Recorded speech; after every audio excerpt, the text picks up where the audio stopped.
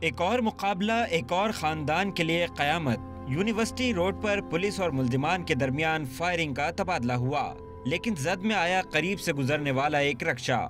گولی لگنے سے ماں کی آغوش میں موجود 1.5 سال کا محمد احسن موت کی آغوش میں جا سویا۔ والدین اپنے پیارے کو اسپتال لے کر دوڑے، لیکن اس وقت تک بہت دیر ہو چکی تھی۔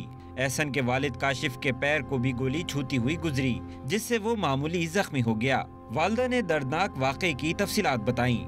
ہم رکشہ میں بیٹھ رہے تھے، سامنے پولیس کی بائک تھی، 2 بندے بیٹھے تھے پولیس کے، انہوں نے پسٹل نکالی، چلاتے ہوئے آ رہے تھے، سائیڈ میں دوسری بائک بھی تھی، انہوں نے پسٹل نکالی اور فائرنگ شروع ہو گئی تو میرا میاں ڈر گیا، اس نے کہا کہ یہ خون بہنا شروع ہو گیا بچے کے سینے سے، پھر ہم بھاگتے ہوئے چلے تھے ہاسپٹل۔